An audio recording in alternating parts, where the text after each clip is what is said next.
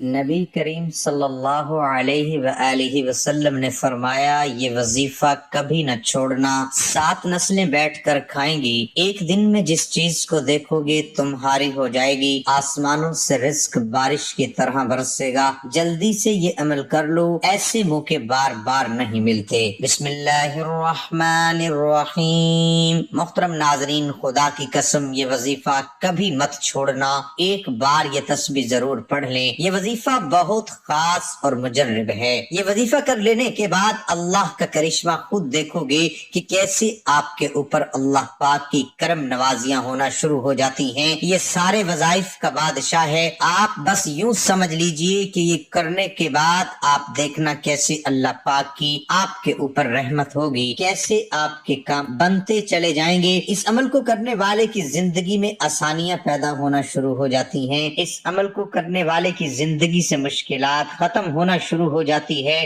دولت کی تو بات ہی نہ کرے، دولت اتنی آئے گی کہ 7ویں آسمان سے دولت برسے گی۔ ناظرین، مجھے پتا ہے کہ آپ لوگ یقین نہیں کر رہے، جب آپ یہ عمل کریں گے آپ کے ہاتھوں میں دولت ہی دولت ہوگی، آپ کے آگے پیچھے دولت ہی دولت ہوگی، سب کام سنور جائیں گے۔ ناظرین، آپ کو خود بخود یقین آ جائے گا، بس بہت ہوا اور کتنے دن غریبی میں گزارو گے۔ بس آج کی اس ویڈیو کو دیکھ لو، آپ کے پاس دولت نہ آئے تو پھر کہنا، آپ کو یقین نہیں آئے گا کہ یہ وظیفہ 100 سال پرانی کتاب سے ملا ہے۔ تو ناظرین، وظیفہ جاننے سے پہلے ہم آپ کو اس کے فوائد بتاتے ہیں۔ اس عمل کو کرنے والے کی زندگی سے مشکلات ختم ہونا شروع ہو جاتی ہے۔ اس وظیفے کو کرنے والے کے تمام بگڑے کام بننا شروع ہو جاتے ہیں۔ آپ کے اوپر کسی بھی قسم کی بندش یا رکاوٹ ہے، یا پھر آپ کا کاروبار کا مسئلہ ہے، کاروبار چل ہی نہیں رہا، گھر میں جو بے برکتی ہے، مایوسی ہے، انشاءاللہ یہ تمام مسائل دور ہو جائیں گے۔ اکثر ایسا ہوتا ہے کہ کچھ لوگوں نے آپ کے اوپر نظر لگائی ہوتی ہے، آپ سے حسد کیا جاتا ہے، اس کی وجہ سے آپ کی زندگی میں مشکلات آنا شروع ہو جاتی ہیں۔ ایک وجہ یہ بھی ہو سکتی ہے کہ آپ کے گناہوں کی کثرت، جس کی وجہ سے آپ کی زندگی میں مشکلات آنا شروع ہو جاتی ہیں۔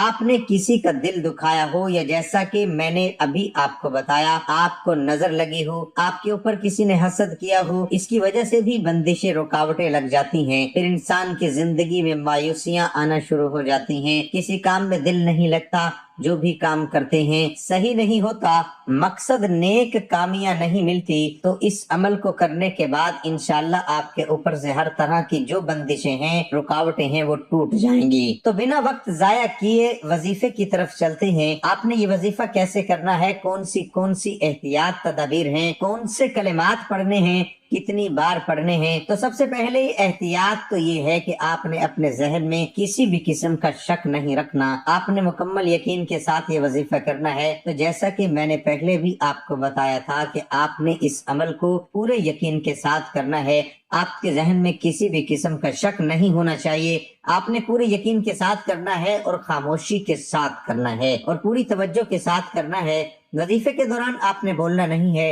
اکثر کچھ لوگ کوئی کام کر رہے ہوتے ہیں، کچھ عربی کلمات پڑھ رہے ہوتے ہیں، اور آپس میں گفتگو بھی کر رہے ہوتے ہیں، آپ نے ایسا نہیں کرنا، پورے یقین توجہ کے ساتھ خاموشی کے ساتھ اس عمل کو کرنا ہے۔ مرد، عورت، بچہ، بوڑھا، کوئی بھی اس عمل کو کر سکتا ہے۔ عورتیں اس کو خاص ایام میں بھی کر سکتی ہیں، اس میں بھی کوئی پابندی نہیں ہے۔ اس عمل کو کہیں بھی بیٹھ کر کیا جا سکتا ہے، بیڈ، کرسی، چارپائی، مصلے کے اوپر کہیں بھی بیٹھ کر آپ کر سکتے ہیں۔ پہلے آپ کوئی عمل کرتے ہیں، کوئی تسبیح کرتے ہیں، کوئی وظیفہ کرتے ہیں، اس کے فوراً بعد بھی اس عمل کو کیا جا سکتا ہے۔ ناظرین، یہ بات یاد رکھیے گا کہ یہ وظیفہ بہت خاص ہے، اس کو کوئی عام وظیفہ مت سمجھیے گا، یہ غریبوں کو بادشاہ بنا دینے والا عمل ہے، یہ بات یاد رکھیے گا۔ آپ اس عمل کو فجر، ظہر، عصر، مغرب، عشاء، تہجد، کسی بھی نماز کے بعد کر سکتے ہیں، یا آپ کسی نماز کے بعد نہیں کرنا چاہ رہے تو جب بھی آپ کو وقت ملتا ہے آپ نے اس وظیفے کو کر لینا ہے۔ یہ باتیں میں آپ کو اس لیے بتا رہا ہوں، ایک تو یہ اس عمل کا حصہ ہے، اس کے علاوہ آپ نے ذہن میں کسی بھی قسم کا وہم اور شک نہ رہے۔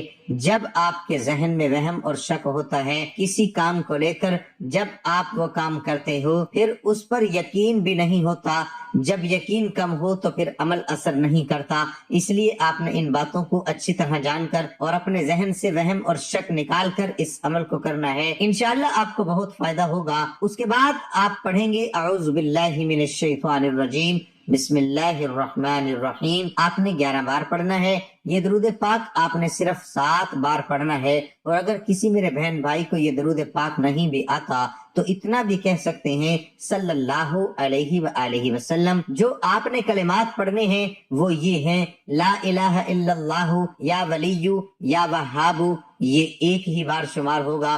آپ نے صرف 70 بار پڑھنا ہے۔ ہاتھ کی انگلی کے اوپر پڑھ لو، دل میں پڑھ لو، اگر تسبیح ہے تو آپ اس کے اوپر بھی شمار کر سکتے ہو، اس میں کوئی پابندی نہیں ہے۔ اللہ پاک انسان کی نیت دیکھتا ہے۔ یہ اتنے قیمتی کلمات ہیں، اگر آپ ان کو اچھی طرح کر لیتے ہو تو انشاءاللہ اللہ پاک کے حکم سے آپ کے اوپر ایسی کرم نمازیاں ہوں گی، آپ کے تمام بگڑے کام بن جائیں گے، تمام کام آپ کے سنور جائیں گے انشاءاللہ اللہ پاک کے حکم سے۔ جیسا کہ حدیث پاک میں بھی ہے افضل ذکر لا الہ الا اللہ، اور ایک اور حدیث پاک میں ہے بہترین دعا یوم عرفہ کی دعا ہے، اور بہترین بات جو میں نے اور مجھ سے پہلے پیغمبروں نے کہی، لا الہ الا اللہ، وہ اکیلا ہے، اس کا کوئی شریک نہیں، اس کے لیے بادشاہی ہے اور وہ ہر چیز پر قادر ہے۔ یہ ترمذی کی حدیث ہے۔ ایک اور حدیث پاک میں یہ بھی ہے، سنیے، اس کا تعلق قیامت کے دن حساب کتاب سے ہے، اس سے بھی اس کلمہ طیبہ کی فضیلت کا اسباب ہوتا ہے۔ آپ صلی اللہ علیہ وسلم نے فرمایا قیامت کے دن اللہ تعالیٰ میرے ایک امتی کو برسر اخلاق سے نجات عطا فرمائے گا۔ اللہ 99 رجسٹر کو کھول کر اس کے سامنے رکھ دے گا، ہر رجسٹر کا طول عرض حد نگاہ تک ہوگا۔ پھر اللہ تعالیٰ کہے گا کیا تو اس میں درج باتوں میں سے کسی کا انکار کرتا ہے، یا تیرے خیال میں میرے لکھنے والے محافظین نے تجھ پر ظلم کیا؟ وہ امتی کہے گا اے میرے رب نہیں۔ اللہ فرمائے گا کیا تیرے پاس کوئی اثر ہے؟ وہ کہے گا نہیں۔ اے میرے رب نہیں۔ اللہ تعالیٰ فرمائے گا کیوں نہیں؟ ہمارے پاس تیری ایک نیکی ہے، بلا شبہ آج تجھ پر کوئی ظلم نہ ہوگا۔ پھر کاغذ کا ایک ٹکڑا نکالا جائے گا جس پر یہ درج ہوگا، میں گواہی دیتا ہوں اس بات کی کہ اللہ کے سوا کوئی معبود نہیں، اور میں گواہی دیتا ہوں کہ محمد صلی اللہ علیہ وسلم اللہ کے بندے اور رسول ہیں۔ فرمائیں گے دونوں کا وزن کیا جاتا ہے۔ امتی کہے گا اے میرے رب اس ٹکڑے کی ان رجسٹروں کے سامنے کیا حیثیت ہے؟ اللہ فرمائے گا تجھ پر ظلم نہیں کیا جائے گا، بس سارے رجسٹر ترازو کی ایک پلڑے میں رکھ دیے جائیں گے، اور کلمہ شہادت والا کاغذ کا ٹکڑا دوسرے پلڑے میں رکھا جائے گا، لیکن کاغذ والا پلڑا بھاری اور رجسٹر والا پلڑا ہلکا ہو جائے گا۔ اس لیے اللہ کے نام کے مقابلے میں کوئی چیز وزنی نہیں ہو سکتی۔ اس لا الہ الا اللہ کی اتنی فضیلت ہے۔